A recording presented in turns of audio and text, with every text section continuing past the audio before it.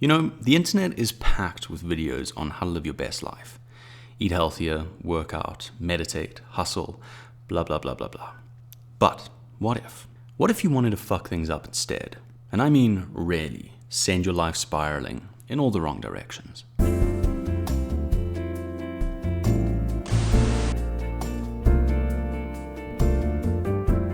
This video isn't about self-improvement.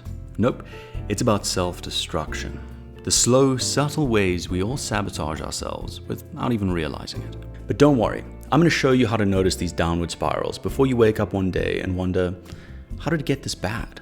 If you've ever found yourself saying, I'll start tomorrow, while watching Netflix and eating junk food, then congratulations, you're halfway there. Step 1. Get out of shape. The physical downward spiral. Step 1 to completely ruining your life, start skipping the gym.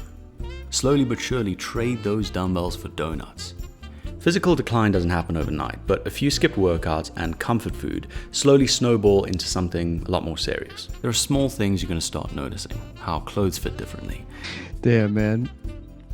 Nice. Just too fat for hats. You have less energy and I'll get back to it next week excuses. Next thing you know, you're winded walking up a flight of stairs and people start calling you big guy. The great thing is you don't even have to skip the gym. When 80% of what you eat is junk food and you've completely destroyed your taste buds' ability to enjoy anything that isn't ultra processed, you'll for sure be on the road downhill.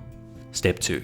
Use more substances. Look, it all starts innocently enough. You're just having one drink after work with some friends, but one turns into two turns into 5, and before you know it, you're getting shit-faced every weekend alone in your apartment. Whether it's alcohol, nicotine, or other substances, the gradual increase can feel harmless at first, but it adds up fast.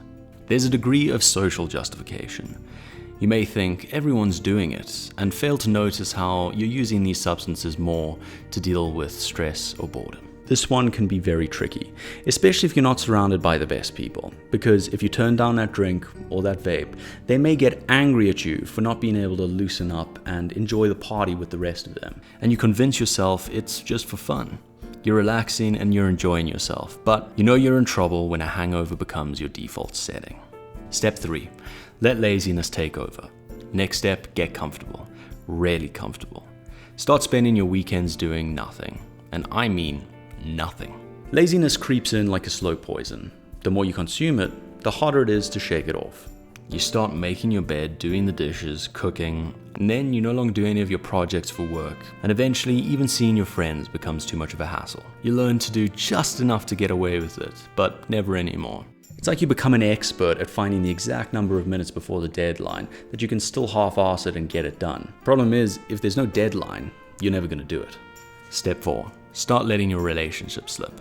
Why make time for friends and family when you can just binge watch whatever show you're currently into? One of the easiest ways to mess up your life is by ignoring your relationships. As life gets busier, maintaining friendships takes effort people often stop putting in. You'll notice fewer texts, declining invites to hang out, and the classic, we should catch up soon.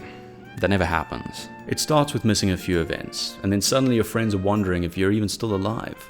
Step 5. Ignore all your dreams. The ultimate sabotage. Want to make sure you rarely mess things up? Simple. Just keep putting off your dreams until they slowly fade into nothing. Over time, people stop chasing their dreams. They get comfortable in mediocrity, telling themselves they'll start one day while their dreams gather dust. You notice how when people are young, they're full of dreams and a grand vision of the future, but over time that seems to completely disappear.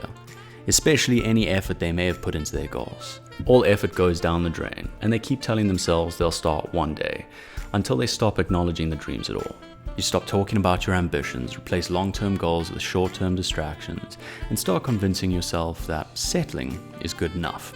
It's like playing this long drawn-out game of chicken, but spoiler alert, the future you always loses. The point of no return. Or is it? So what happens when you've messed it all up? When you've let laziness, bad habits, and toxic behavior take over? Well, here's the thing. Many of these spirals, they've happened to me. I've been there, letting things slide, slowly getting worse and worse in almost every way. Watching my habits go off the rails. But guess what? No matter which stage of life you're in, you can still turn it around. Hell, I'm doing it right now. And if I can make that shift, then you definitely can. There was a point where I let my fitness drop, drank too much, and got a little bit fat. Made excuses for not chasing my goals. But the second I noticed it all piling up, I knew it was time to change. It wasn't easy. It took a bunch of time, but eventually I got to the point where I started moving in an upwards direction again. At the end of the day, life is about balance. We all mess up, we're all gonna mess up, and that's okay, but just don't make it a lifelong habit. The same energy you put into screwing up your life can be used to rebuild it. I'm living proof that turning around is possible.